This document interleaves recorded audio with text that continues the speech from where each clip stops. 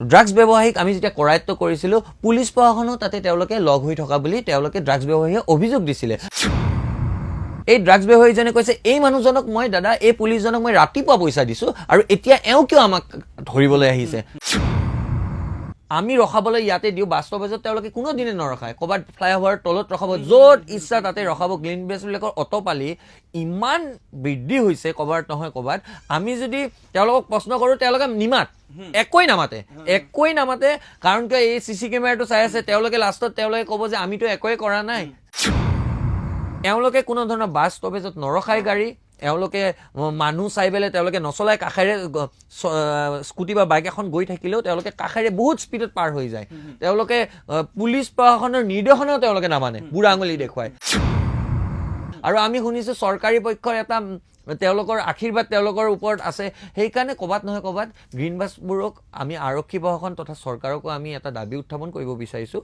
যে গ্ৰীণ বাছবিলাকৰ অটপালিৰ ফলত আজি কিন্তু গুৱাহাটী মহানগৰীত বিভিন্ন দুৰ্ঘটনা সংঘটিত হৈ আছে আৰু এই দুৰ্ঘটনাবোৰ ৰোধ কৰিবৰ কাৰণে ক'ৰবাত নহয় ক'ৰবাত অকণমান গ্ৰীণ বাছবোৰক নাকি লগাব লাগিব আৰু শুভাকাংক্ষীবিলাকে যেতিয়া আমি কৰ্ম কৰি দেখাম তেতিয়াহ'লে স্বতঃস্ফূৰ্তভাৱে মানুহ ওলাই আহি আপোনাৰ আমাক শুভাকাংক্ষীসকলে সহায় সহযোগ আগবঢ়ায় সেইটো কোনোবাই চান্দা বুলি কয় কোনোবাই বৰঙণি বুলি কয় সেইটো ক'ব পাৰে কিন্তু আজি আপুনি চাওক বিহু এখন শুভাকাংক্ষী নোহোৱাকৈ হ'ব নেকি বিহু চান্দা নপতাকৈ কোনখন বিহু হৈ পাইছে আজিৰ দিনত প্ৰাক্তন মুখ্যমন্ত্ৰী সৰ্বানন্দ সোণোৱালকে ধৰক প্ৰফুল্ল মহন্তকে ধৰক নাম কৈ দিছোঁ হিমন্ত বিশ্ব শৰ্মাকে ধৰক প্ৰত্যেকজনে চান্দাজীৱী তেনেহ'লে যদি আমি চন্দ্ৰজীৱী তেওঁলোকে কাৰণ কিয় আমাৰ আজিৰ ষ্টেজত তেওঁলোকে এটা সময়ত বহি আছিল তেওঁ এই ছাত্ৰ ৰাজনীতি এনেকুৱা ধৰণৰ সংগঠনৰ পৰাই আজি কিন্তু অসমৰ ৰাজনীতি বাগজৰীডাল নিজৰ হাতত ৰাখিছে যদি কাৰোবাৰ পৰা আমি বলপূৰ্বকভাৱে লৈছোঁ যদি কাৰোবাৰ লগত আমি দাবী ধমকি দি লৈছোঁ তেতিয়াহ'লে সেইটো কিন্তু তাৰমানে আমি অনৈতিক বুলি ক'ম সেইটো হ'ব নালাগে বুলি ক'ম কিন্তু কোনোবাই যদি এটা অনুষ্ঠান ডাঙৰ অনুষ্ঠান আমি এটা কৰিছোঁ সেইটো কৰাত যদি কোনোবাই যদি এইখিনি আমাক অকণমান সহায় কৰি দিলে এটা অনুষ্ঠান পাতিব কোনোবাই গামোচাখিনিৰ যোগান ধৰি দিলে কোনোবাই শৰাই দুখনৰ যোগান ধৰি দিলে তাতে সেনেকেই এটা ৰাজহুৱা অনুষ্ঠান তাৰমানে আগবাঢ়ে সেনেকৈ এখন ৰাজহুৱা অনুষ্ঠান এটা চলে সকলোৱে জানে আজি বিহু কমিটি এখনৰ বাজেট 30-40 লাখ আমাৰ গুৱাহাটীৰ চাৰিওফালে সেই মঞ্চ বিহুবিলাকৰ 30-40 লাখ কোনে দিলে নমস্কাৰ প্ৰিয় দৰ্শক এনিভিউৰ বিশেষ অনুষ্ঠানলৈ আপোনালোক সকলোকে স্বাগতম জনাইছোঁ আৰু আজি আমাৰ মাজত উপস্থিত আছে এনে এগৰাকী ব্যক্তি যিগৰাকী ব্যক্তি বৰ্তমান সময়ত ছ'চিয়েল মিডিয়াত যথেষ্ট ভাইৰেল কিয় কাৰণে তেখেতে সমাজৰ কাৰণে প্ৰতিটো সমস্যাৰ কাৰণে মাত মাতি আহে কেতিয়াবা যদি গ্ৰীণ বাছৰ কাৰণে মাত মাতে কেতিয়াবা কোনোবা যুৱকক কোনোবা অনা অসমীয়া প্ৰহাৰ কৰিলে তাৰ কাৰণে মাত মাতে তেখেত আন কোনো নহয় AGYCPৰ জেনেৰেল ছেক্ৰেটাৰী সুকুমাৰ বৰ্মন পোনপ্ৰথমত আমাৰ এনিভিউৰ তৰফৰ পৰা আপোনাক স্বাগতম জনাইছোঁ আৰু আপোনাক ধন্যবাদ জনাইছোঁ আপুনি ব্যস্ততাৰ মাজত আমাক সময় দিয়াৰ কাৰণে ধন্যবাদ আপোনালোকৰ এনিভিউৰ সমূহ কৰ্মকৰ্তা আৰু আপোনাকো এই অনুষ্ঠানলৈ নিমন্ত্ৰণ দিয়াৰ বাবে আমি ধন্যবাদ জ্ঞাপন কৰিছোঁ কথা পাতিম বহু কথা জানিবলগীয়া আছে যিহেতুকে বৰ্তমান সময়ত আপুনি এগৰাকী সামাজিক মাধ্যমত এগৰাকী চৰ্চিত ব্যক্তি প্ৰায় সামাজিক মাধ্যমত দেখিবলৈ পোৱাই যায় বিভিন্ন য'ত যি সমস্যা হয় কেতিয়াবা যদি মিঠাইৰ দোকানত কোনোবা গ্ৰাহকক যদি মিঠাই দোকানীয়ে যদি দাম বেছিকৈ লয় তেতিয়াও গৈ আপুনি মাত মাতে বিশেষকৈ আপুনি মাত মাতা দেখিবলৈ পোৱা যায় নিচামুক্ত যি আমাৰ চেষ্টা নিচামুক্ত অসম গঢ়া ড্ৰাগছমুক্ত অসম গঢ়া সেই ড্ৰাগছৰ কাৰণে আপোনাক মাত মতা দেখিবলৈ পোৱা যায় মই পোনপ্ৰথমে আপোনাক সুধিম যে এইসমূহ চিন্তা কেনেকৈ আহিছিলে কাৰণ বৰ্তমান সময়ত মানুহে নিজক লৈ ব্যস্ত আৰু সেই সময়ত আপুনি এগৰাকী যুৱ প্ৰজন্মৰ মানে যুৱক হৈ পেলাই আপুনি এইসমূহ ক্ষেত্ৰত ওলাই আহিলে বা সমাজৰ কাৰণে মাত মাতিবলৈ ওলাই আহিছে কেনেকৈ আহিছিলে চিন্তা মনত চাওক প্ৰথম কথা হ'ল ৰাইজৰ আৰু আমাৰ 10 জনৰ সেৱা কৰিবলৈ কাৰো কোনো ধৰি লওক অনুমতিৰ কোনো প্ৰয়োজন নাথাকে যেতিয়া মানুহৰ মনত যে ৰাইজৰ কাৰণে কিবা এটা কৰাৰ হেঁপাহ থাকে তেতিয়াহ'লে মানুহ ওলাই আহিব পাৰি আৰু এটা কথা ঠিক যে মই ওলাই নাহিলে বা আপুনি ওলাই নাহিলে আহিব কোনে আৰম্ভণিটো কোনোবাই নহয় কোনোবাই এজনে কৰিব লাগিব সেইকাৰণে আৰু ডাঙৰ সমস্যাবোৰ সমাধান কৰাৰ পূৰ্বতে আমি যিটো তৃণমূল পৰ্যায়ৰ সমস্যা যিটো বেছ সেই বেছটোক আমি ঠিক কৰি ল'ব লাগিব সেইকাৰণে আমি এটা চেষ্টা চলাইছিলোঁ এটা অভিযান চলাইছিলোঁ যে আজিৰ দিনত এই পৰিয়ালসমূহ যে কেনেকুৱা ধৰণৰ সমস্যাৰ পৰা তাৰমানে গৈ আছে কেনেকুৱা ধৰণৰ সমস্যাৰে জৰ্জৰিত হৈ আছে তেতিয়া আমি গম পালোঁ প্ৰথম সমস্যাটো আমাৰ সমাজৰ হ'ল ড্ৰাগছ বা নিচাযুক্ত যিসমূহ দ্ৰব্য সেই দ্ৰব্যবোৰ লোৱাৰ ফলত আমাৰ সমাজৰ যিটো বেছ, আমাৰ যুৱ প্ৰজন্ম, আমাৰ উঠি অহা চাম, সেইটো সম্পূৰ্ণৰূপে আজি ধ্বংসৰ গৰাহলৈ গৈ আছে। আজি আমি দেখিছিলোঁ স্কুল কলেজত মাক দেউতাকক ল'ৰা ছোৱালীবিলাকে স্কুল কলেজত যাম বুলি কৈ আহে, টিউশ্যনত যাম বুলি কৈ আহে, কিন্তু তেওঁলোকে টিউশ্যনলৈ গৈ নাপায়, তেওঁলোকে স্কুললৈ গৈ নাপায়, তেওঁলোকে আধা বাটতে বেয়া সংগৰ লগ হৈ পেলাই তেওঁলোকে ক'ৰবাত ড্ৰাগছ ল'ব, ক'ৰবাত এনেকুৱা ধৰণৰ নিচাযুক্ত দ্ৰব্য ল'ব আৰু লৈ নিজৰ লগতে গোটেই সমাজৰ 10জনক এটা ভুল পথত যোৱা আমাৰ পৰিলক্ষিত হৈছিল। তেতিয়া আমি চেষ্টা কৰিছিলোঁ যে তেনেকুৱা ধৰণৰ ল'ৰা ছোৱালীক আমি কেনেকৈ ভাল ৰাস্তালৈ লৈ আহিব পাৰোঁ। তেতিয়া আমি বিভিন্ন সময়ত আমাৰ ৰেল লাইনৰ দাঁতিকাষৰীয়া অঞ্চলবোৰত যদি আপুনি যায়, আপুনি দেখিব স্কুল ইউনিফৰ্মত বা কলেজ ইউনিফৰ্মত এনেকুৱা বহু ছাত্ৰ ছাত্ৰী ল'ৰা ছোৱালী বহি থাকে যিসমূহে ড্ৰাগছ লৈ থাকে। আপুনি দেখিলে একদম এনেকুৱা এক ভয়ংকৰ ছবি। তাৰমানে ল'ৰা ছোৱালী মাক দেউতাকে অভিভাৱকে ভাবি আছে মোৰ ল'ৰা বা ছোৱালীটো স্কুল বা কলেজত গৈ বা টিউশ্যনত গৈ পেলাই পঢ়ি আছে, নিজৰ জীৱনটো আগবঢ়াই লৈ গৈ আছে, কিন্তু তেনে নকৰি ল'ৰা ছোৱালীবোৰে দেখিছোঁ ড্ৰাগছৰ কবলত পৰি এনেকুৱা হৈছে। আমাৰ তাত অভিভাৱকসকলে আমাক ফোন কৰি পেলাই কয় দাদা এতিয়া আমি কি কৰোঁ, কাৰণ কিয় এনেকুৱা ধৰণৰ তেওঁলোকৰ ল'ৰাটোৱে এনেকুৱা এক পৰ্যায়ত যে মাক দেউতাকক মাৰি নিজৰ আলমাৰি ভাঙি ঘৰৰ তেওঁলোকে মাক দেউতাকক সোণ ৰূপ পৰ্যন্ত লৈ যোৱাৰ এনেকুৱা ধৰণৰ নজিৰ আছে।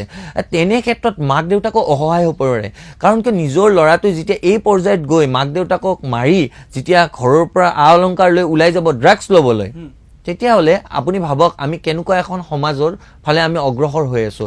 আজি যুৱ প্ৰজন্ম দেশৰ ভৱিষ্যত কাইলৈ, কিন্তু এই ভৱিষ্যত ক'ৰবাত নহয় ক'ৰবাত আমি দেখিছোঁ ক'ৰবাত আজি ধ্বংসৰ গৰাহলৈ গৈ আছে। আৰু এই গৰাহলৈ যোৱা প্ৰথম বস্তুটোৱে এই ড্ৰাগছটো। এই ড্ৰাগছৰ কাৰণে আজি এনেকুৱা এটা অসাধু চক্ৰ আমাৰ সমাজখন ধ্বংস কৰি দিবলৈ বিচাৰিছে। এই অসাধু চক্ৰই তেওঁলোকে ইজি মানি, ড্ৰাগছটো সকলোৱে জানে ইজি মানি, তেওঁলোকে অকণমান ক'ৰবাত ড্ৰাগছ দিব, তাৰ বিনিময়ত এটা শকত ধনৰ টোপোলা ল'ব আৰু সমাজখন তেওঁলোকে শেষ কৰি আছে। কিন্তু সমাজখন শেষ কৰাৰ লগতে তেওঁলোকে যুৱ প্ৰজন্মক পংগু কৰি আছে। আৰু এনেকুৱা ধৰণৰ যিসমূহ কাৰ্যকলাপ তাৰ বিৰুদ্ধে আমি মাত মাতিবলৈ এক অভিযান আমি চলাইছোঁ আৰু চেষ্টা কৰি আছোঁ। কিমান দূৰ সফল কিমান দূৰ বিফল আমি নাজানো, সেইটো সময় নিৰ্ধাৰণ কৰিব, কিন্তু আমি চেষ্টা কৰি আছোঁ। আমি এজনকো যদি ভাল পথলৈ লৈ আনিব পাৰোঁ, এজনকো আমি 10জনৰ ভিতৰত যদি এজনকো আমি সমাজখনলৈ ভাল মানুহ হিচাপে আগবঢ়াই দিয়াত অকণমান অৰিহণা আগবঢ়াব পাৰোঁ, তেতিয়াহ'লে ক'ৰবাত নহয় ক'ৰবাত আমি ভাবিম যে আমি এই যে কামটো কৰিছোঁ আমি ক'ৰবাত নহয় ক'ৰবাত সফল হৈছোঁ। নিশ্চয়। যিহেতু বৰ্তমান সময়ত দেখিবলৈ পোৱা যায় যে অসমত মুখ্যমন্ত্ৰী হিমন্ত বিশ্ব শৰ্মায়ো এই ড্ৰাগছৰ বিৰুদ্ধে বিভিন্ন সময়ত বিভিন্ন ধৰণৰ অভিযান চলাই আছে বা ড্ৰাগছ ধৰিছে, ড্ৰাগছ যি পেডলাৰ বুলি আমি যে কওঁ। কিন্তু তাৰ পাছতো কিন্তু অসমত কিন্তু ড্ৰাগছৰ সেই পেডলাৰসমূহৰ যদি 2টা পেডলাৰ যদি ধৰিছে, কিন্তু 4টা পেডলাৰ পুনৰ জন্ম হৈছে অসমত। গতিকে আপুনি ভাবেনে যে অসমখন ড্ৰাগছ মুক্ত হ'ব বুলি ভাবেনে আপুনি? চাওক, চৰকাৰৰ ফালৰ পৰা মুখ্যমন্ত্ৰী মহোদয় হয় বা চৰকাৰী বিভাগীয় কৰ্তৃপক্ষ হয় বাৰম্বাৰ কৈ থাকে যে ড্ৰাগছমুক্ত অসম এখন গঢ়াত আমি চেষ্টা কৰি আছোঁ, কিন্তু আমি সেইটো সঁচা অৰ্থত হোৱা নেদেখোঁ। কাৰণ কিয় আজি আপুনি যদি ইয়াৰ পৰা আপুনি গুৱাহাটী মহানগৰীৰ চাৰিওফালে যায় নহয়, চাৰিওফালে য'তেই নাযাওক কিয় এনেকুৱা ধৰণৰ দুষ্ট চক্ৰই গা কৰি উঠিছে। আজি মই আপোনাতে ক'লোঁ আগতে যে ৰেল লাইনৰ দাঁতিকাষৰীয়া অঞ্চল আপোনালোকে যদি নাৰেংগীৰ পৰা সেইফালে আপোনাৰ কামাখ্যালৈকে ৰেল লাইনৰ দুকাষৰ যিবোৰ সৰু সৰু ঘৰ, সেই সৰু সৰু ঘৰবোৰত ড্ৰাগছৰ এনেকুৱা ধৰণৰ প্ৰচলন, এনেকুৱা ধৰণৰ ব্যৱসায় চলি আছে। আপুনি মানে পুলিচ প্ৰশাসনৰ তাতে যাবলৈ কি কাৰণে তাতে যাবলৈ টান পায় এটা ৰহস্য। আমি এনেকুৱা ধৰণৰ ঘটনাটো আমি দেখিছোঁ য'ত ড্ৰাগছ ব্যৱসায়ীক আমি যেতিয়া কৰায়ত্ব কৰিছিলোঁ, পুলিচ প্ৰশাসনো তাতে তেওঁলোকে লগ হৈ থকা বুলি তেওঁলোকে ড্ৰাগছ ব্যৱসায়ীয়ে অভিযোগ দিছিলে। আমি তেতিয়া সেই মানুহজনক আমি পুলিচ প্ৰশাসনৰ পুলিচ বিভাগক আমি প্ৰশ্ন কৰিছিলোঁ যে আপোনালোকে ইয়াৰ পৰা পইচা লৈছে নেকি, আমি পোনপটীয়াকৈ আমি ডাইৰেক্টলি সুধিছোঁ। আৰু তেতিয়া এই ড্ৰাগছ ব্যৱসায়ীজনে কৈছে এই মানুহজনক মই দাদা এই পুলিচজনক মই ৰাতিপুৱা পইচা দিছোঁ আৰু এতিয়া এওঁ কিয় আমাক ধৰিবলৈ আহিছে। তাৰমানে কেনেকুৱা ধৰণৰ এক মানে মানুহৰ মনত পুলিচৰ প্ৰতিও ৰক্ষকে যদি ভক্ষক হয়, তেতিয়াহ'লে মানুহৰ মনত পুলিচ প্ৰশাসনৰ প্ৰতি আৰক্ষী প্ৰশাসনৰ প্ৰতি সেই বিশ্বাসযোগ্যতাটো নোহোৱা হ'ব। আজি মুখ্যমন্ত্ৰী মহোদয়ে বাৰম্বাৰ কৈ আছে ড্ৰাগছমুক্ত অসমৰ কথা, হ'লে খুবেই ভাল, হ'ব লাগে। যদি আমি সমাজখন বচাব লাগে, যদি আমি যুৱ প্ৰজন্মক আমি ধ্বংসৰ গৰাহৰ পৰা বচাব লাগে, তেনেহ'লে আমি ড্ৰাগছটো একদম সমূলনচে একদম শিপাৰ পৰা গুৰিৰ পৰা আমি উঘালি পেলাব লাগিব। নহ'লে কিন্তু আমাৰ যুৱ প্ৰজন্ম আমাৰ এই দেশৰ ভৱিষ্যত কিন্তু শেষ হৈ যাব। আৰু বাৰম্বাৰ মুখ্যমন্ত্ৰী মহোদয়ে কৈ থাকে যে যুৱ প্ৰজন্মক বচাবলৈ হ'লে আমি ড্ৰাগছমুক্ত অসম এখন গঢ়িব লাগিব, কিন্তু কেইটা ড্ৰাগছ ব্যৱসায়ীক ধৰিছে আমিতো বহুকেইটা ড্ৰাগছ ব্যৱসায়িক ধৰা দেখা নাই অকণমান কেতিয়াবা একদম চমক সৃষ্টি কৰিবলৈ অকণমান ধৰে কিন্তু তাৰ পাছত আমি দেখিব সেইবোৰ মানুহ জামিনত ওলাই আহি পেলাই আকৌ ড্ৰাগছ ব্যৱসায়লৈকে জড়িত হৈ যায় আজি এটা আপোনালোকক জনাওঁ আৰক্ষী প্ৰশাসনৰ লগত যেতিয়া আমি এই ড্ৰাগছ ব্যৱসায়ীসকলক ধৰি পেলাই আমি যেতিয়া যোগাযোগ কৰোঁ যে ইয়াতে ড্ৰাগছ অকণমান পোৱা গৈছে আপোনালোকে কৰায়ত্ব কৰিবলৈ আহক তেওঁলোকৰ কথাটো হ'ল তেওঁলোকক কোৱান্টিটি লাগে কম কোৱান্টিটি ড্ৰাগছ হ'লে তেওঁলোকে বোলে পুলিচত কেছটো এফআইআৰ এজাহাৰো সেই কৰিব নোৱাৰে কেনেকুৱা ধৰণৰ কথা কোৱান্টিটিৰ ওপৰত কথা বোলে ইমান কোৱান্টিটি পালে নোৱাৰে বেছি কোৱান্টিটি পালে পাৰে এনেকুৱা ধৰণৰ যদি চিন্তাধাৰাৰে এনেকুৱা ধৰণৰ যদি পুলিচ প্ৰশাসনে এনেকৈ আগবাঢ়ে ক'ৰবাত নহয় ক'ৰবাত এই ড্ৰাগছ ব্যৱসায়ীসকলে উৎসাহ নাপাব জানো ক'ৰবাত কম কোৱান্টিটি যদি পোৱা যায় আমি এজন ড্ৰাগছ ব্যৱসায়ীক ধৰি লওক কৰায়ত্ব কৰিলোঁ তেওঁৰ তাত আমি বেছি কোৱান্টিটি আমি নাপালোঁ বেছি পৰিমাণ নাপালোঁ ড্ৰাগছৰ কিন্তু সেই মানুহজন যদি আইনৰ সুৰুঙাৰে এনেকৈ পাৰ হৈ যাব পাৰে আৰক্ষী প্ৰশাসনে যদি তেওঁৰ এগেইনষ্টে যদি কোনো ধৰণৰ ব্যৱস্থা নলয় তেনেহ'লে কাইলৈকে এই মানুহখিনি উৎসাহ পাব যে আমাৰ কম কোৱান্টিটিৰ কাৰণে আমাক এৰি দিছে আৰু আমি সেইকাৰণে কামবিলাক আগবঢ়াই লৈ গৈছোঁ এনেকুৱা ধৰণৰ পদক্ষেপে ক'ৰবাত নহয় ক'ৰবাত সেইকাৰণে মানুহবিলাকে আগুৱাই আহিবলৈ টান পায় সেইকাৰণে মানুহবিলাকে আগুৱাই আহিবলৈ টান পায় আৰু আগুৱাই নাহে আৰু এনেকেই দিনৰ পাছত দিন গৈ আছে আৰু যুৱ প্ৰজন্ম ধ্বংসৰ গৰালৈ আগবাঢ়ি গৈ আছে মই যিখিনি আপোনাক সুধোঁ যে যিহেতু আপুনি যি ড্ৰাগছৰ বিৰুদ্ধে যি অভিযান আপুনি চলাই আছে বা বিভিন্ন সময়ত ৰেল লাইনৰ কাষতে হওক বা আমি দেখিবলৈ পাই ISBT ওচৰত বা বাছ ষ্টেণ্ডত পল্টন বজাৰ ষ্টেচনৰ ওচৰত বিভিন্ন ভিডিঅ' দেখিবলৈ পাইছিলোঁ বা ড্ৰাগছ সৰবৰাহ কৰি আপোনালোকে ধৰে তাৰপিছত আপোনাৰ জীৱনলৈ ভাবুকি নাহেনে এইসমূহক লৈ পেলাই যে মানে যিসকল ড্ৰাগ কাৰণ এটা ডাঙৰ এটা গেং হয় এইটো চাওক নিশ্চয়কৈ আপুনি যদি আপুনি আমাৰ কাৰ্যসূচীবোৰ ভালদৰে চাইছে ছেপ্টেম্বৰ মাহৰ 1 তাৰিখে যোৱা বছৰ ছেপ্টেম্বৰ মাহৰ 1 তাৰিখে আমি ঘৰমুৱা হৈ আছিলোঁ ৰাতি 10-10:30 বজাত তেতিয়া ইতিমধ্যে আমি আৰক্ষী প্ৰশাসনৰ এই বিষয়ে অৱগত কৰাইছোঁ চানমাৰী আৰক্ষী থানাত যেতিয়া আমি ঘৰমুৱা হৈ আছিলোঁ তেতিয়া ড্ৰাগছ ব্যৱসায়ীৰ 4জন আমি মুখখন দেখিব পৰা নাই কাৰণ হেলমেট পৰিহিত হৈ আছিল নম্বৰ প্লেট নাছিল কি আচৰিত ঘটনা আপুনি ভাবক গুৱাহাটী মহানগৰী মাজমজিয়াত নম্বৰ প্লেটবিহীন 2খন বাইকে চিঞৰি থৈ গৈছে আমাক যে এই ড্ৰাগছৰ কেছৰ পৰা তই ছাইড হৈ থাক তই ইয়াতে নুসুমাবি আৰু নহ'লে কিন্তু মাৰি পেলাম আমি যেতিয়া চেষ্টা কৰিছিলোঁ তেওঁৰ পিছত ধৰি তেওঁলোকে বাইকত আছিল তেওঁলোকক আমি কৰায়ত্ব কৰিবলৈ নোৱাৰিলোঁ কিন্তু ভাবক এই পৰ্যন্ত সাহস হৈ গৈছে যে ড্ৰাগছ মাফিয়া বা ড্ৰাগছ ব্যৱসায়ীয়ে ওচৰলৈ আহি ভাবুকি প্ৰদান কৰে আৰু নম্বৰ প্লেটবিহীন গাড়ী আমাৰ গুৱাহাটী মহানগৰীত যদি চলায় কাৰোবাক যদি এনেকৈ ভাবুকি দিব পাৰে তেনেহ'লে ইয়াতে ক'ত কি ধৰণৰ আৰক্ষী প্ৰশাসনে কি ধৰণৰ ব্যৱস্থা ল'ব এইবোৰ নিৰ্মূল কৰাত এইবোৰ মানুহক এই ড্ৰাগছ ব্যৱসায়ীসকলে আজি ক'ৰবাত নহয় ক'ৰবাত এইবোৰৰ পৰা উৎসাহ পাই আছে তেওঁলোকে যি কৰিবলৈ মন যায় আছে অহকেবকে সেনেকুৱা ধৰণৰ কামে সংঘটিত কৰি আছে সেইকাৰণে ক'ৰবাত নহয় ক'ৰবাত আৰক্ষী প্ৰশাসনেও যি ধৰণে ব্যৱস্থা ল'ব লাগিছিল সেই ধৰণৰ ব্যৱস্থা লোৱা আমাৰ পৰিলক্ষিত হোৱা নাই সেইকাৰণে এই ড্ৰাগছ ব্যৱসায়ীসকলে ক'ৰবাত নহয় ক'ৰবাত প্ৰশ্ৰয় পাইছে নিশ্চয়কৈ প্ৰিয় দৰ্শক আমি এইখিনিতে ল'ব লাগিব এক চমু বাণিজ্যিক বিৰতি আৰু বিৰতিৰ পিছত পুনৰ আপোনালোকক লগ পাই আছোঁ আপুনি বাৰু হাড়ৰ সমস্যাৰ কাৰণে পাটনালৈ যাবলৈ চিন্তা কৰি আছে নেকি এতিয়া আৰু চিন্তা নাই আপোনাৰ যিকোনো হাড়ৰ সমস্যা হ'লে এতিয়াৰ পৰা আৰু পাটনালৈ যাব নালাগে কিয়নো এতিয়াৰ পৰা গুৱাহাটীতে পাব সেই সকলো সা-সুবিধা গুৱাহাটীৰ আমিনগাঁৱত অৱস্থিত Patna orthopaedic and multi speciality হস্পিটেলত কম খৰচতে পাব সেই সকলো উন্নত মানদণ্ডৰ চিকিৎসা সেৱা য'ত অভিজ্ঞ চিকিৎসকৰ দ্বাৰা সম্পন্ন কৰা হয় বিভিন্ন ধৰণৰ হাড়ৰ অস্ত্ৰোপচাৰ বৰ্তমানলৈকে 3000তকৈও অধিক ৰোগী সুস্থ হৈছে हमारे हॉस्पिटल में ऑर्थोपेडिक्स से रिलेटेड हर तरह का इलाज जैसे कि joint replacement trauma surgeries spine surgeries Ilizarov surgeries और की होल सर्जरी जिसको आर्थ्रोस्कोपी कहते हैं उसका इलाज संभव है উন্নত মানদণ্ডৰ সা-সুবিধা থকা হস্পিটেলখনত আছে 3টাকৈ VIP ৰুম 11টা কেবিন জেনেৰেল ৱাৰ্ডত আছে 12খনকৈ বিছনা তথা 7খনকৈ বিছনাযুক্ত ICU তাৰোপৰি এই হস্পিটেলখনৰ ভিতৰতে আছে ফাৰ্মাচীৰো সা-সুবিধা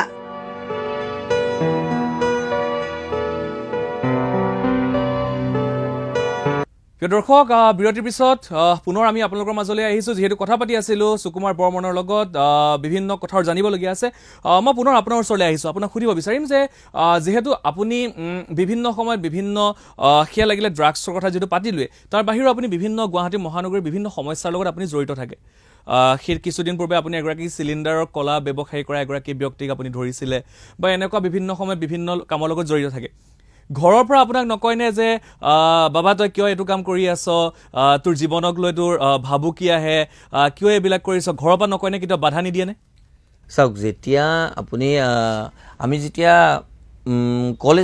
কলেজত আছিলোঁ তেতিয়াই মই প্ৰথমতে ক'ব লাগিব যে সদৌ অসম ছাত্ৰ সন্থা আছুৰ মোৰ মাতৃ সংগঠন তাতে আমি জইন কৰিলোঁ তাৰ পাছত 14টা বছৰ আছুৰ লগত জড়িত থকাৰ পাছত আছুৰ লগত থাকি সমাজ সেৱা কৰাৰ পাছত মই জাতীয়তাবাদী যুৱ ছাত্ৰ পৰিষদৰ সাধাৰণ সম্পাদকৰ পদত অলংকিত হ'লোঁ তাৰ পাছত এতিয়ালৈকে কাম কৰি আছোঁ আৰু এই বস্তুটো ঘৰৰ মানুহে প্ৰথমৰ পৰাই দেখিছেই সমাজৰ কাম কৰিব লাগিলে কোনোবাই নহয় কোনোবাই আমি পূৰ্বতে কৈছোঁ কোনোবাই নহয় কোনোবা আগবাঢ়ি আহিব লাগিব ক'ৰবাত নহয় ক'ৰবাত মা দেউতাৰ বা পৰিয়ালৰ সদস্যসকলৰ আমাৰ প্ৰতিটো চিন্তা থাকিবই কিন্তু ক'ৰবাত নহয় ক'ৰবাত আমি ভাবোঁ বা আমাৰ পৰিয়ালে ভাবে যে আমি যদি 10টা মানুহক ক'ৰবাত নহয় ক'ৰবাত ভাল ৰাস্তাত আনিব পাৰোঁ চেষ্টা কৰি আছোঁ সফল বিফলতা এইটো আমি পূৰ্বতে কৈছোঁ যে সময় নিৰ্ধাৰণ কৰিব কিন্তু আমি চেষ্টাটো অব্যাহত ৰাখিছোঁ আৰু 10টা বহুত মানুহে আমাক ধৰি লওক অভিশাপো দি আছে যে আমাৰ বিজনেছটো বৰবাদ কৰি দিছে আমাৰ এই কলা ব্যৱসায় ধ্বংস কৰি দিছে কিন্তু আমি তাতে থমকি ৰোৱা নাই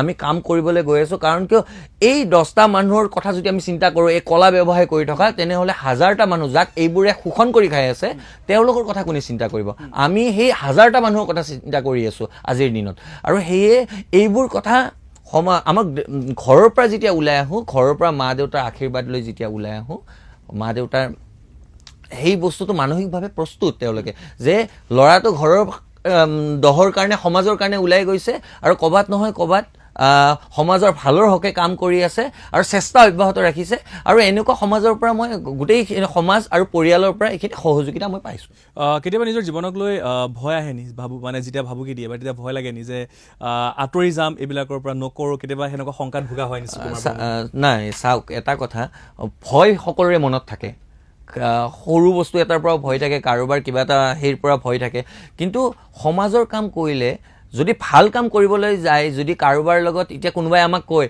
যে এইবোৰ কাম কৰিব যায় তো শত্ৰুহে বেছি হৈছে বা শত্ৰুতা হৈছে তেতিয়া আমি মনত এটা ভাবোঁ যে 2জন মানুহৰ লগত শত্ৰুতা হৈছে কিন্তু 100জন মানুহে আমাৰ এই কামৰ পৰা উপকৃত হ'ব 100জন মানুহে 1000জন মানুহে আমাৰ এই কামৰ পৰা সুফল পাব কুফল 2জনৰ কাৰণে 2জন বেয়া মানুহক এটা কথা আগতে কোৱা আছে যে দুষ্টক দমন আৰু শান্তক পালন দুষ্টক দমন কৰিবলৈ গৈ সেই দুষ্টক দমন কৰিলোঁ এতিয়া দমন কৰিবলৈ গৈ সেই 2জনৰ লগত বেয়া হ'ল সেই 2জনে আমাৰ লগত মোক বহুত বেয়া পালে আমাক বহুত বেয়া পালে কিন্তু 10জন মানুহৰ ভাল হ'ব নহয় আকৌ সেই কথাটো যেতিয়া চিন্তা কৰোঁ ক'ৰবাত নহয় ক'ৰবাত আমাৰ আত্মসন্তুষ্টি এটা থাকে মনত যে 10টা মানুহৰ ভালৰ হকে কাম কৰিছোঁ আৰু অনাগত ভৱিষ্যততো আমি 10টা মানুহৰ ভালৰ হকেই কাম কৰি যাম নিশ্চয়কৈ মই এইখিনি এটা কথা সুধিব বিচাৰোঁ আপোনাক যিহেতু আমি দেখিবলৈ পাওঁ যে সংগঠন যিসকলে কৰে যিহেতু আপুনি সংগঠনৰ লগত জড়িত সংগঠন কৰা মানুহখিনিয়ে মানে ইনকাম চ'ৰ্চ কি চাওক এইটো প্ৰশ্ন আমাক বাৰম্বাৰ বহুতেই সুধি থাকে আৰু আপুনিও সুধিছে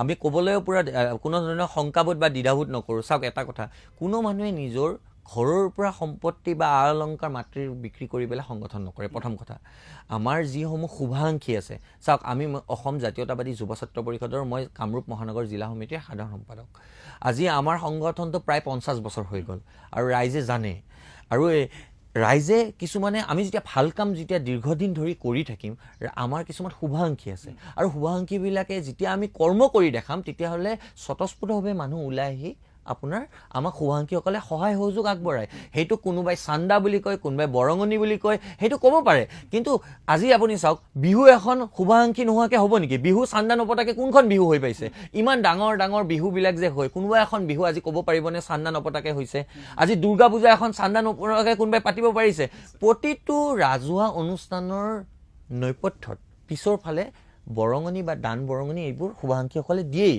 এইটো সকলোৱে জনা কথা এতিয়া আমাক টাৰ্গেট হিচাপে সংগঠনবোৰক লৈ সেইটো বেলেগ কথা আৰু টাৰ্গেট লোৱাৰ কাৰণে আমি বেয়া নাপাওঁ কাৰণ কিয় এইটো সত্য যিটো শুভাকাংক্ষীসকলে আমি এটা বস্তু হয় যদি কাৰোবাৰ পৰা আমি বলপূৰ্বকভাৱে লৈছোঁ যদি কাৰোবাৰ লগত আমি দাবী ধমকি দি লৈছোঁ তেতিয়াহ'লে সেইটো কিন্তু তাৰমানে আমি অনৈতিক বুলি ক'ম, সেইটো হ'ব নালাগে বুলি ক'ম। কিন্তু কোনোবাই যদি এটা অনুষ্ঠান, ডাঙৰ অনুষ্ঠান আমি এটা কৰিছোঁ, সেইটো কৰাত যদি কোনোবাই যদি আমাক এইখিনি আমাক অকণমান সহায় কৰি দিলে, এটা অনুষ্ঠান পাতিব কোনোবাই গামোচাখিনিৰ যোগান ধৰি দিলে, কোনোবাই শৰাই দুখনৰ যোগান ধৰি দিলে, তাতে সেনেকেই এটা ৰাজহুৱা অনুষ্ঠান তাৰমানে আগবাঢ়ে।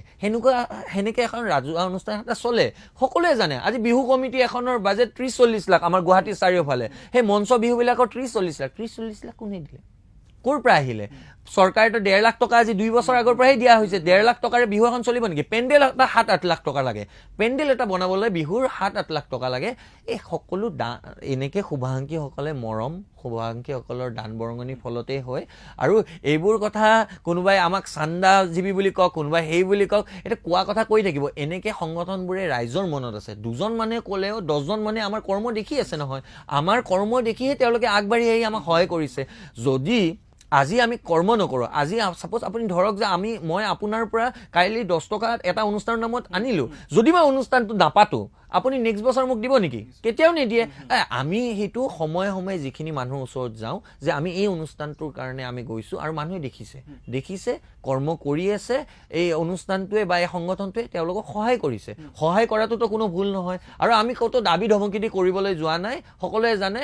আৰু আজিৰ দিনত মই এটা স্পষ্ট কথা কওঁ, আজিৰ দিনত প্ৰাক্তন মুখ্যমন্ত্ৰী সৰ্বানন্দ সোণোৱালকে ধৰক, প্ৰফুল্ল মহন্তকে ধৰক, নাম কৈ দিছোঁ, হিমন্ত বিশ্ব শৰ্মাকে ধৰক, প্ৰতিজনে চান্দাজীৱী। তেনেহ'লে যদি আমি চান্দাজীৱী, তেওঁলোকে, কাৰণ কিয় আমাৰ আজিৰ এই ষ্টেজত তেওঁলোকে এটা সময়ত বহি আছিল। তেওঁ এই ছাত্ৰ ৰাজনীতি এনেকুৱা ধৰণৰ সংগঠনৰ পৰাই আজি কিন্তু অসমৰ ৰাজনীতি বাগজৰীডাল নিজৰ হাতত ৰাখিছে।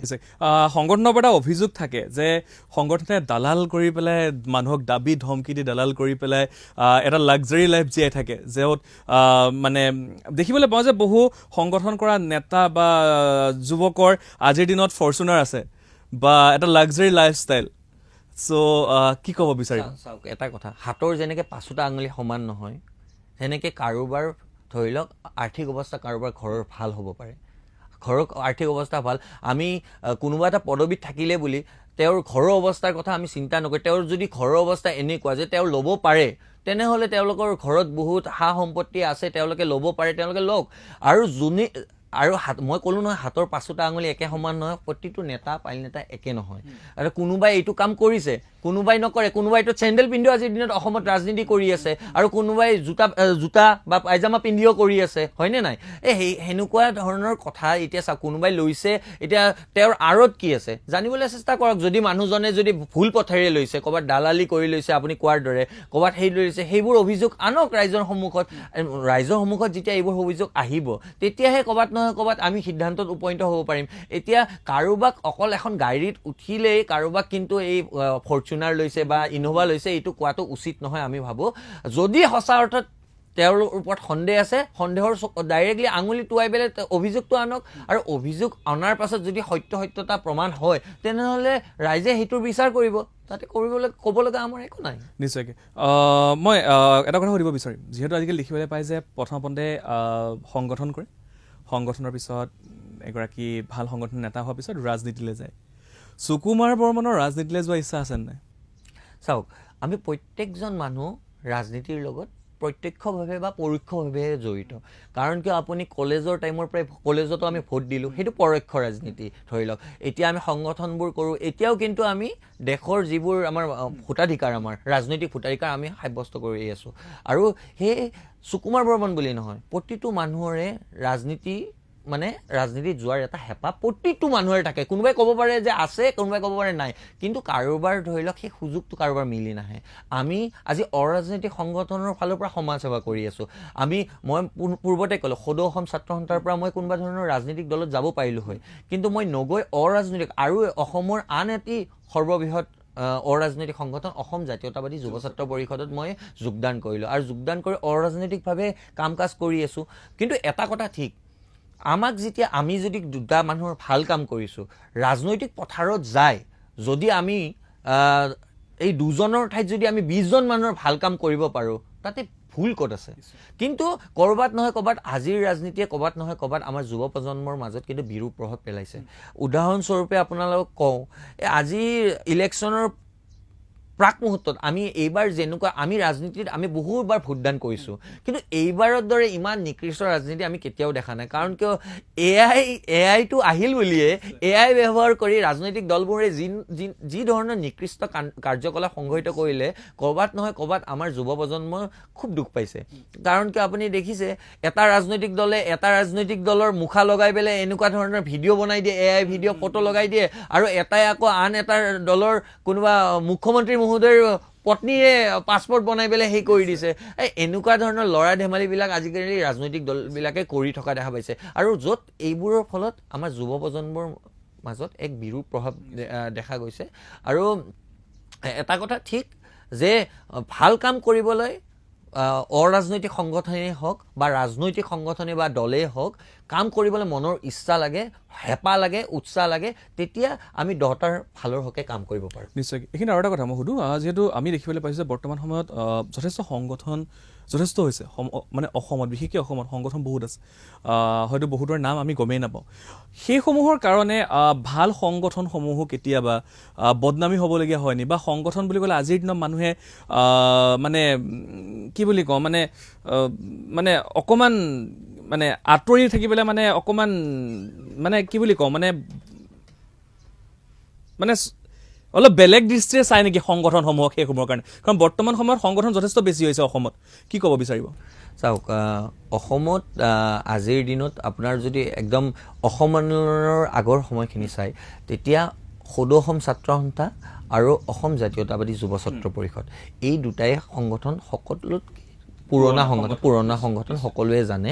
আৰু তাৰ পিছতে সদৌ অসম ছাত্ৰ সন্থাৰ পৰা কিছুমান সংগঠন ওলাই গ'ল, অসম জাতীয়তাবাদী যুৱ ছাত্ৰ পৰিষদৰ পৰাও কিছুমান সংগঠন ওলাই গৈ নিজাকে সেই কৰিলে।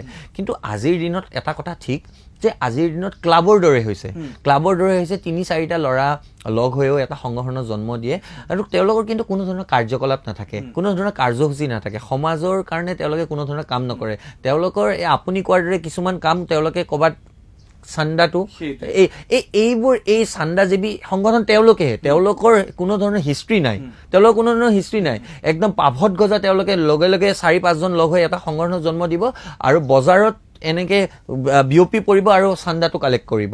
আৰু সেইবোৰ সংগঠনৰ কাৰণে সঁচা অৰ্থত আমিও ক'ৰবাত নহয় ক'ৰবাত আমাৰ তাতো বহুত কমপ্লেইন আহে, অভিযোগ আহে যে দাদা এনেকুৱা এটা সংগঠন আহিছে, আহি পেলাই আমাক ভয় ভাবুকি অকণমান দিছে আৰু এনেকুৱা ধৰণৰ কথা এটা কৈ গৈছে, এইটো সহায় কৰিব লাগে বুলি কৈ থৈ গৈছে। তেতিয়া আমি তেওঁলোকৰ আই কাৰ্ডখন বা এনেকুৱা ধৰণৰ সেইখন আমাক দি পঠায়, তেতিয়া আমি দেখোঁ যে এইটো সংগঠনৰ কোনো বেছেই নাই, তেওঁলোকৰ কোনো ধৰণৰ কাৰ্যালয় নাই, তেওঁলোকৰ ভাষাৰ ভুল। আপুনি ভাবক যে অসম জাতীয়তাবাদী স্পেলিংটোৱে ভুল লিখে। আপুনি ৰিচিপ্টবিলাকত যেতিয়া চাব, পেডবিলাকত চাওঁ যে জাতীয়তাবাদী স্পেলিং ভুল লিখে, ছাত্ৰ বানন ভুল লিখে, কিন্তু তেওঁলোকে সংগঠন এটা জন্ম দি দিছে। এই ক'ৰবাত নহয় ক'ৰবাত এটা কথা ঠিক যে এই পাভত গজা সংগঠনবোৰৰ কাৰণে ক'ৰবাত নহয় ক'ৰবাত আমাৰ যিবোৰ পুৰণা সংগঠন, সেইবোৰ সংগঠনক আমাক সোধে মানুহে, আমাৰ বিশ্বাসযোগ্যতাৰ ওপৰত প্ৰশ্ন উঠোৱা কোনো কথাই নাই, আমিতো পুৰণা সংগঠন সকলোৱে জানে।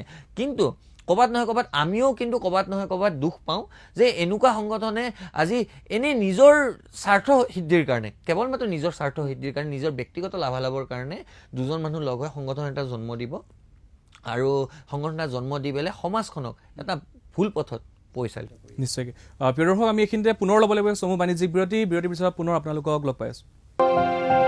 আপোনালোকে বাৰু গুৱাহাটী মহানগৰীৰ যান জঁটৰ পৰা আঁতৰি ব্ৰহ্মপুত্ৰ নদীৰ নিচেই কাষত এটি ধুনীয়া ঘৰ ভাড়ালৈ বিচাৰে নেকি, য'ত আপোনালোকে প্ৰতিদিনে ব্ৰহ্মপুত্ৰ নদীৰ সেই নৈসৰ্গিক সৌন্দৰ্য উপভোগ কৰিব পাৰে?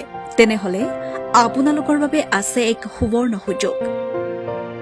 গুৱাহাটী মহানগৰীৰ খাৰঘুলিস্থিত river heights apartment 2nd floor, Ramsai hills, জয়পুৰত খালী হৈ আছে এটি 3 BHK fully furnished river facing flat, য'ত আপোনালোকে পাব দুটাকৈ bathroom, balcony access, car parking আৰু লিফ্টৰ ফেচিলিটি।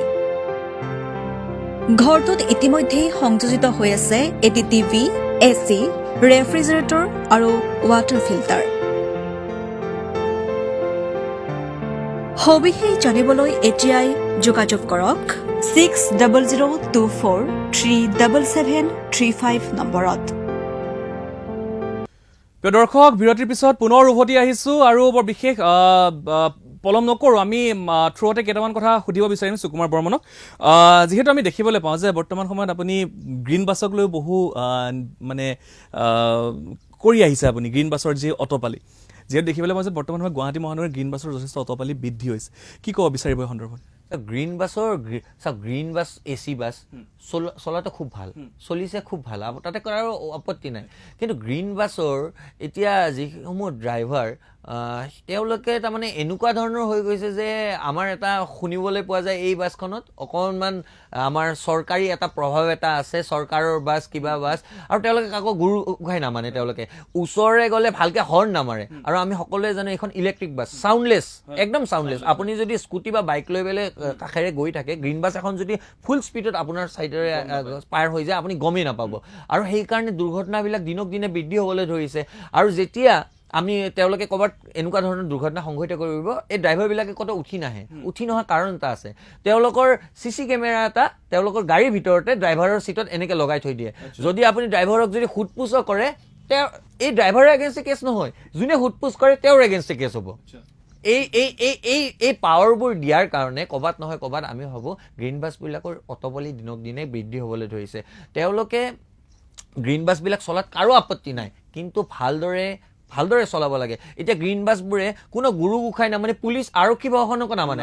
আৰক্ষী প্ৰশাসনে আমাক কয় যে এওঁলোকে আমি ৰখাবলৈ ইয়াতে দিওঁ, বাস্তৱত তেওঁলোকে কোনোদিনে নৰখায়, ক'ৰবাত ফ্লাইঅভাৰৰ তলত ৰখাব, য'ত ইচ্ছা তাতে ৰখাব। গ্ৰীণ বাছবিলাকৰ অটপালি ইমান বৃদ্ধি হৈছে ক'ৰবাত নহয় ক'ৰবাত। আমি যদি তেওঁলোকক প্ৰশ্ন কৰোঁ, তেওঁলোকে একোৱেই নামাতে। কাৰণ কিয় এই CC কেমেৰাটো চাই আছে, তেওঁলোকে লাষ্টত ক'ব যে আমিতো একোৱেই কৰা নাই, এনেকুৱা ধৰণৰ। আৰু সেইকাৰণে এইবোৰ সাহস তেওঁলোকে পাইছে। আৰু এওঁলোকে কোনো ধৰণৰ বাছ ষ্টপেজত নৰখায় গাড়ী, এওঁলোকে মানুহ চাই পেলাই তেওঁলোকে নচলাই, কাষেৰে স্কুটি বা বাইক এখন গৈ থাকিলেও তেওঁলোকে কাষেৰে বহুত স্পীডত পাৰ হৈ যায়। তেওঁলোকে পুলিচ প্ৰশাসনৰ নিৰ্দেশনাও তেওঁলোকে নামানে, বুঢ়া আঙুলি দেখুৱাই। ইমান দপদপনি কাৰ পৰা পালে? ইমান দপদপনি কাৰ আশীৰ্বাদ আছে? আমাৰ মনৰ প্ৰশ্ন এটা হয়, কাৰোবাৰ নহয় কাৰোবাৰ আশীৰ্বাদৰ কাৰণে আছে। আৰু আমি শুনিছোঁ চৰকাৰী পক্ষৰ এটা তেওঁলোকৰ আশীৰ্বাদ তেওঁলোকৰ ওপৰত আছে। সেইকাৰণে ক'ৰবাত নহয় ক'ৰবাত গ্ৰীণ বাছবোৰক আমি আৰক্ষী প্ৰশাসন তথা চৰকাৰকো আমি এটা দাবী উত্থাপন কৰিব বিচাৰিছোঁ যে গ্ৰীণ বাছবিলাকৰ অটপালিৰ ফলত আজি কিন্তু গুৱাহাটী মহানগৰীত বিভিন্ন দুৰ্ঘটনা সংঘটিত হৈ আছে। আৰু এই দুৰ্ঘটনাবোৰ ৰোধ কৰিবৰ কাৰণে ক'ৰবাত নহয় ক'ৰবাত অকণমান গ্ৰীণ বাছবোৰক নাকি লগাব লাগিব। নিশ্চয়কৈ এইখিনিতে এটা কথা সুধিব বিচাৰোঁ, বৰ্তমান সময়ত যদি আমি চাওঁ সমগ্ৰ অসমত কিন্তু মূল্যবৃদ্ধিৰ যথেষ্ট বৃদ্ধি হোৱা দেখিবলৈ পোৱা গৈছে। পেট্ৰলৰ দাম আজিৰ দিনত 107 টকা পৰ্যন্ত, ডিজেলৰ দাম 100 টকা হৈছেগৈ। কি ক'ব বিচাৰিব মূল্যবৃদ্ধিক লৈ পেলাই? চাওক, নিৰ্বাচন গ'ল মানে এই জনপ্ৰতিনিধিবিলাকৰ প্ৰতিশ্ৰুতিবোৰো গ'ল। এতিয়া নিৰ্বাচনৰ প্ৰাক মুহূৰ্তত আহিছিলে মূল্যবৃদ্ধি ৰোধ কৰিম, কৃত্ৰিম বানপানী সমস্যা দূৰ কৰিম, 101 প্ৰতিশ্ৰুতি দিলে। এতিয়া নিৰ্বাচন যোৱা আজি 10-15 দিন হোৱাই নাই বা এমাহ উকলি নাযাওঁতে আজি মূল্যবৃদ্ধিৰ ৰামটাঙনে আজি সৰ্বসাধাৰণ ৰাইজক একদম কোঙা কৰি দিছে। আজি পেট্ৰল ডিজেলকে ধৰি অত্যাৱশ্যকীয় সকলো সা সামগ্ৰীৰ আজি জুই চাই দাম। সাধাৰণ মানুহে আজি এনেকুৱা এসাঁজ খাই এসাঁজ নোখোৱা পৰিস্থিতিৰ সৃষ্টি হৈছে। আজি জনপ্ৰতিনিধিসকলে, মুখ্যমন্ত্ৰী মহোদয়ে তেওঁলোকে বাৰম্বাৰ কৈ আছে যে মূল্যবৃদ্ধি হ্ৰাস কৰি মূল্যবৃদ্ধি ৰোধ কৰা হ'ব, কিন্তু ক'ত মূল্যবৃদ্ধি ৰোধ কৰিছে? এতিয়া পেট্ৰলৰ 106-107 টকা হ'ল, আজি ডিজেলৰ 100 টকা হ'বলৈ হৈছে, 100 টকা হৈছেই প্ৰায়। আৰু অত্যাৱশ্যকীয় চাউল দালিকে ধৰি মিঠালকে ধৰি প্ৰতিটো সামগ্ৰীৰ আজি জুই চাই দাম। আজি তেওঁলোকে এতিয়া চৰকাৰে এতিয়া এইটো কথা ক'লে কোনো চৰকাৰী পক্ষই ক'ব যে আমি অৰুণোদয় দিছোঁ, আঁচনি দিছোঁ। 1250 টকা অৰুণোদয় দিছে, খুব ভাল কথা, আমি খুব ভাল পালোঁ 1250। কিন্তু 1250 টকা দি যদি এইফালেৰে পেট্ৰলৰ নামত 1 লিটাৰৰ নামত 107 টকা, মিঠাতেলত 150 টকা, চিলিণ্ডাৰৰ দাম এতিয়াতো কলা ব্যৱসায়িত চিলিণ্ডাৰৰ 3000 টকা হৈ গৈছে। এতিয়া বাণিজ্যিক চিলিণ্ডাৰ 3299 টকা, 3300 টকা। তে ভাবকচোন, 1000 টকা বৃদ্ধি হৈছে, 2200ৰ পৰা আপোনাৰ 3200লৈকে। কমাৰ্চিয়েল চিলিণ্ডাৰৰ কথা কৈছোঁ মই, আপোনাৰ এনেকৈ বৃদ্ধি হৈছে। আৰু ইয়াৰ উপৰিও জীৱনদায়িনী যিবোৰ ঔষধ, সাধাৰণ ঔষধ, টোল কোৰ চব বৃদ্ধি হৈছে, চাৰিওফালে বৃদ্ধি হৈছে। আমাৰ এতিয়া চৰকাৰী পক্ষই যদি কয় আমি চৰকাৰী কৰ্মচাৰীসকলৰ দৰমহা বৃদ্ধি হৈছে, চৰকাৰী আমি মানি ল'লোঁ চৰকাৰী কৰ্মচাৰীসকলৰ দৰমহা বৃদ্ধি হ'ল, বেচৰকাৰীবিলাকৰ কি হ'ব? তেওঁলোকৰ দিন হাজিৰা বাঢ়িছে নেকি? ডাঙৰ প্ৰশ্ন। আৰু AC ৰুমত থাকি মন্ত্ৰী বিধায়কে ডাঙৰ ডাঙৰ কথা ফিতাহি মাৰি ক'লে নহ'ব। সাধাৰণ ৰাইজৰ মাজত আহিব লাগিব, আমাৰ মাজত আহি তেওঁলোকে আমাৰ যিকোনো অভাৱ অভিযোগ সেইবিলাক দূৰ কৰাৰ চেষ্টা কৰিব লাগে। এনে AC ৰুমৰ পৰা বৰ কথা কৈ থাকি লাভ নাই। আৰু আমি প্ৰতিশ্ৰুতিৰ ওপৰত প্ৰতিশ্ৰুতি পাইছোঁ। এই জনপ্ৰতিনিধিসকলে নিৰ্বাচনৰ প্ৰাক মুহূৰ্তত আহিব, ভোট ভিক্ষা কৰিব, আৰু যিয়ে নিৰ্বাচনত জিকি তেওঁলোকে ডিচিপুৰৰ গাদী দখল কৰে, তাৰ পাছত কিন্তু তেওঁলোকে জনসাধাৰণৰ ফালে পিঠি দিয়াহে আমাৰ পৰিলক্ষিত হয়। অতিকৈ দুৰ্ভাগ্যজনক কথা। আৰু মূল্যবৃদ্ধি ৰোধ কৰিব লাগে অনতিপলমে, আৰু মূল্যবৃদ্ধি ৰোধ কৰিব নোৱাৰিলে তেওঁলোকে নৈতিক স্বীকাৰ কৰি পেলাই এই যোগান মন্ত্ৰীয়ে পদত্যাগ কৰিব লাগে। আৰু এটা কথা ঠিক, মুখ্যমন্ত্ৰী মহোদয়ে বাৰম্বাৰ কৈ থাকে যে তেওঁলোকে পদক্ষেপ লৈছে। অনতিপলমে এই যিবোৰ কলা ব্যৱসায়ীয়ে এই মূল্যবৃদ্ধিৰ আওনা লৈ পেলাই তেওঁলোকে মূল্যবৃদ্ধিসমূহ কৰি আছে, তেওঁলোকক কৰায়ত্ব কৰাৰ কাৰণে স্পেচিয়েল তেওঁলোকে টাস্ক ফ'ৰ্চ গঠন কৰি দিব লাগে, আৰু গঠন কৰি তেওঁলোকে এই মূল্যবৃদ্ধি ৰোধ কৰাত সহায় কৰিব লাগে। নিশ্চয়। এইখিনিতে সুধিব বিচাৰোঁ মই, যিহেতু 2014 চনত যেতিয়া বিজেপি চৰকাৰ শাসনলৈ আহিছিলে, নতুন চৰকাৰ, তাৰ পূৰ্বে কোৱা হৈছিলে যে অসমৰ পৰা বাংলাদেশে তালি টোপোলালৈ যাব লাগিব। আজিৰ দিনত সুকুমাৰ বৰ্মনে এগৰাকী জাতীয় সংগঠনৰ নেতা হিচাপে ভাবেনে যে অসমৰ পৰা বাংলাদেশী বা বহিৰাগত অসমৰ পৰা গ'ল বুলি? চাওক, নৰেন্দ্ৰ মোদী ডাঙৰীয়াই যেতিয়া প্ৰধানমন্ত্ৰী হোৱাই নাই তেতিয়াই নিৰ্বাচনৰ প্ৰাক মুহূৰ্তত ইয়ালৈ আহিলে, আৰু 16 মেৰ পিছত বাংলাদেশী তালি টোপোলা বান্ধি আমাৰ ইয়াৰ পৰা যাব লাগিব বুলি ক'লে। কিন্তু সেই 16 মে তেওঁ নক'লে যে কোনটো চনৰ 16 মে। 16 মেতো আহিয়ে আছে। আজিতো 12 বছৰ পালোঁ তেওঁক 12 বছৰ, 2014 পৰা এই 2026 12 বছৰ। কিন্তু সেই 16 মেটো কোনটো বছৰ তেওঁ নক'লে। আমি ৰৈ আছোঁ অপেক্ষাত কোনটো বছৰৰ 16 মে। তাকে নকৰি 2019 চনত এই চৰকাৰখনে এনেকুৱা জাতিধ্বংসী আইন এখন আমাৰ অসমৰ ওপৰত জাপি দিলে, যিখনক আমি কা বুলি কওঁ, আৰু যিখনৰ বিৰুদ্ধে আমিবোৰে আন্দোলন কৰি আমি 5জন আমাৰ সতীৰ্থক আমি হেৰুৱালোঁ।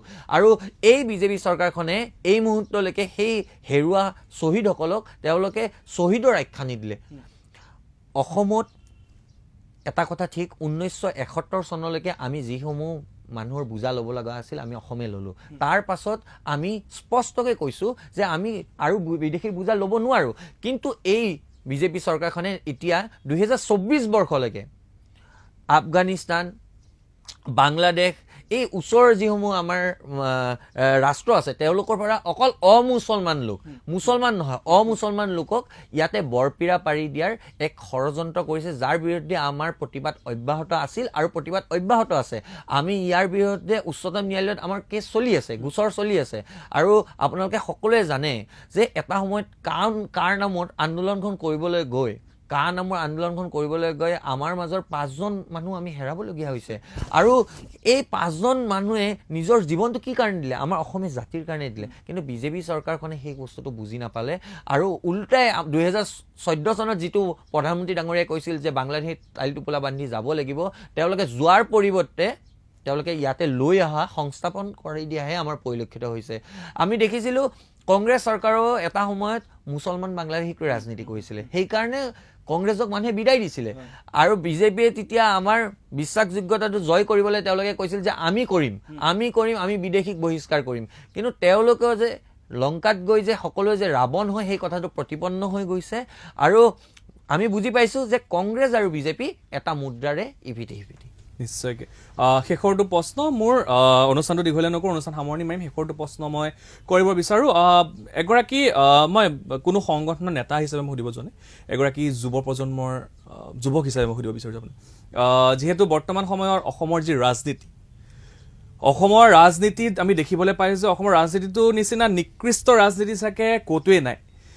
কিয়নো আজি কিছুদিন পূৰ্বে যিখন আমি পবিত্ৰ সদন বুলি কওঁ, সেই সদনত এগৰাকী জনপ্ৰতিনিধি, যি জনপ্ৰতিনিধি ভাৰতৰ 3,68,00,000 ভিতৰত 2,98,00,000 কিমান হাজাৰ মানুহে সেই জনপ্ৰতিনিধিগৰাকীক বা সেইসকলক ভোট দি তাৰে এগৰাকী জনপ্ৰতিনিধি এখন জিলা বা এটা বিধানসভা সমষ্টিৰ পৰা পঠিয়ায়।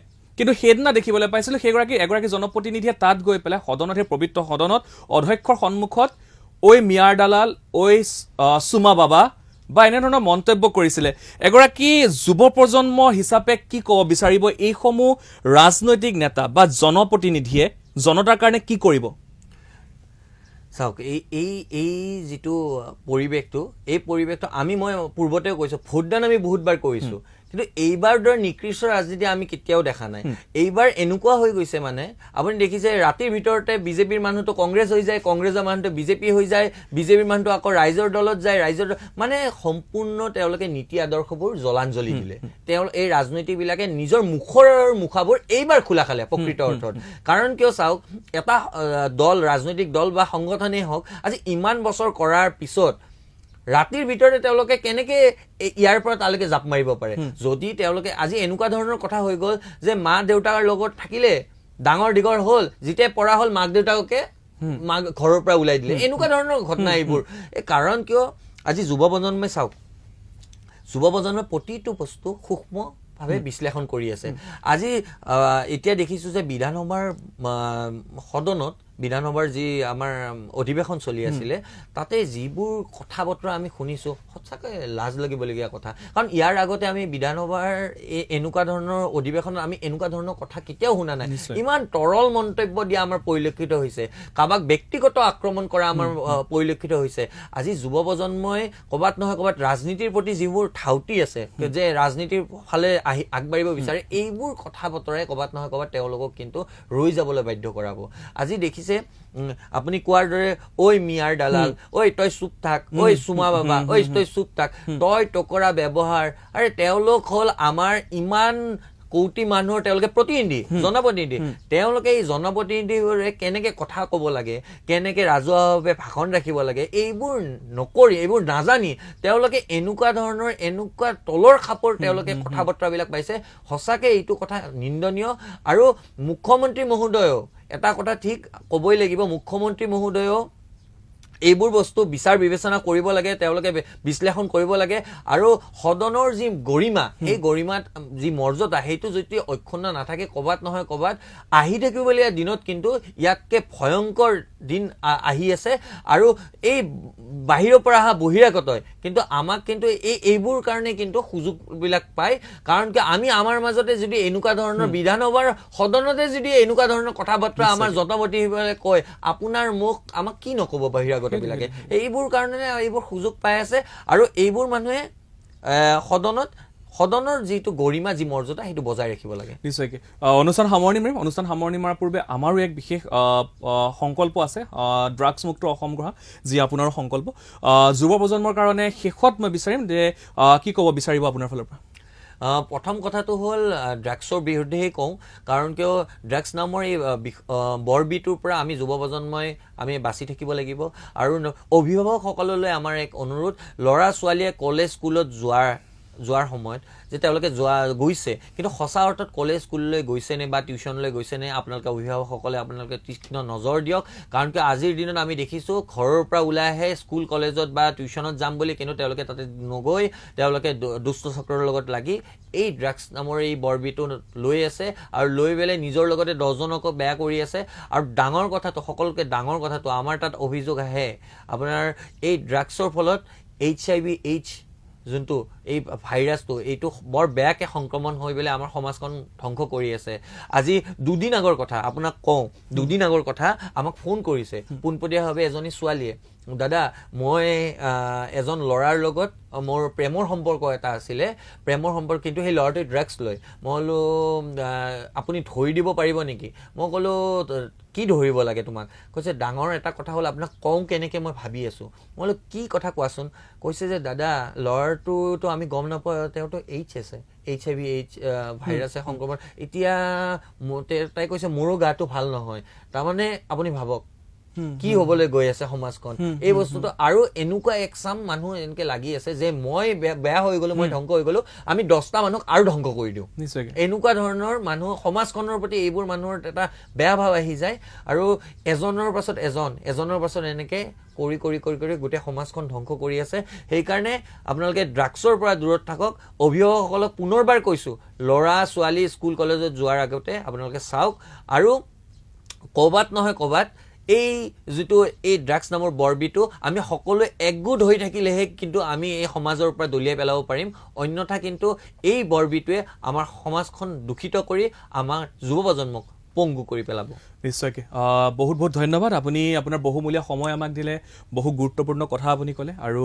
তাৰ বাবে পুনৰ আমি আপোনাক ধন্যবাদ জনাইছোঁ আৰু ভৱিষ্যতলৈও আপোনাক এনেকৈ আমি দেখা পাই থাকিম বুলি আমাৰ আশা থাকিল এনেধৰণে ৰাইজৰ কাৰণে আপুনি ওলাই আহিব বুলি সমাজৰ কাৰণে মাত মাতিব বুলি এনেধৰণে সামাজিক মাধ্যমত দেখি থাকিম বুলি আমাৰো আশা থাকিলে প্ৰিয় দৰ্শক আমাৰ এই বিশেষ অনুষ্ঠান আমি ইমানতে সামৰণি মাৰিব লাগিব পৰৱৰ্তী সময়ত আমি পুনৰ এনেধৰণে বিভিন্ন ব্যক্তিক আমি নিমন্ত্ৰণ জনাই আনিম গতিকে এতিয়া আমি বিদায় লৈছোঁ ধন্যবাদ